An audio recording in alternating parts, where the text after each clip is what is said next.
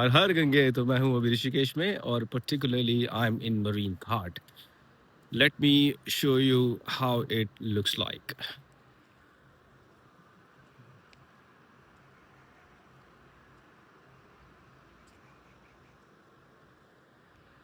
This is a beautiful place, serene, and you can spend hours and hours and hours walking by the river bank of Maganga. चलिए, तो video के माध्यम से कुछ आपसे बात करना चाहता था। तो बात करना चाहता हूँ हैप्पीनेस के बारे में। हैप्पीनेस क्या है? तो क्या हैप्पीनेस एक स्टेट ऑफ माइंड है, या हैप्पीनेस इज एक्चुअली एक टेंजिबल एट्रीब्यूट है?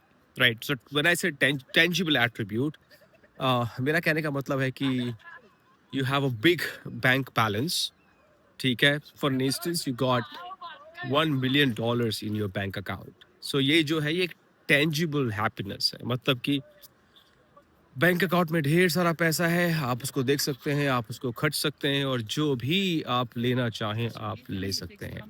Now let me talk about a non-tangible happiness. So a non-tangible happiness is कि आपके पास पैसा नहीं है, बड़ी बेसिक चीजें हैं, बेसिक अमेनिटीज हैं, लेकिन आपने अपने ब्रेन में, अपने मस्तिष्क में ऑलरेडी एक्सेप्ट कर दिया है कि आप हैप्पी हैं, और इसे कहते हैं नॉन टेंजिबल हैप्पीनेस। दूसरी बात, आ, कभी भी और किन्हीं भी सर्कमस्टांसिस में आप अपनी हैप्पीनेस को आउटसोर्स ना करें।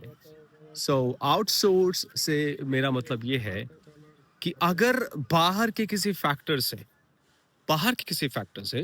Not your internal factor, the factor outside of you, if you feel happy और if you feel sad, that very means that you are not on the right track.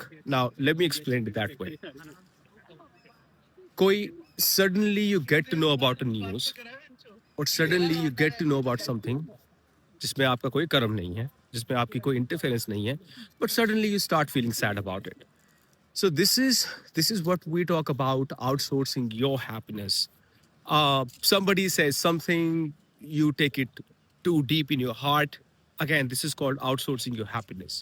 So whenever you realize that you're on a verge of outsourcing your happiness, it's high time you must need to do the course correction. The reason being, whenever you outsource your happiness, these are absolutely beyond your control.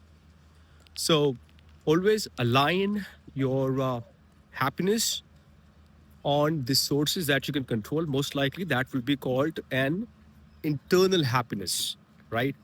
So आप मन के भीतर अगर खुश हैं, और मन के बाहर होने वाली घटनाओं से, मन के बाहर से आने वाली चीज़ों से, मन के बाहर होने वाले इवेंट से अगर आपकी हैप्पीनेस को कोई फ़र्क नहीं पड़ता, तो उसे कहते हैं कि आपने अपनी हैप्पीनेस को आउटसोर्स नहीं किया।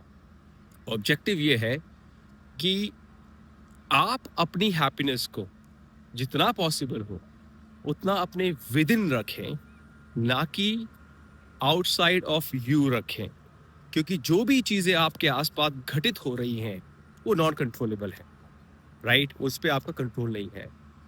और एक और चीज़ जो कि मैं यहाँ पे ऐड करूँगा, जितना हो सके आप अपनी हैप्पीनेस को नॉन टेंजिबल भी रखिए, क्योंकि अगर आप हर चीज़, और अगर आप हैप्पीनेस को टेंजिबल रखते हैं कि this is what I am gonna have, then I am gonna feel happy. I am gonna have this much of money in my bank account, that's how I am gonna feel happy. So this is where you need to understand that it will never happen if you putting up all your happiness stakes into tangible things. So of course कुछ चीज़ें tangible हैं, जैसे if you want to buy something, it's a tangible attribute, or it's a tangible physical object. You buy that, you feel happy about it, but not every time.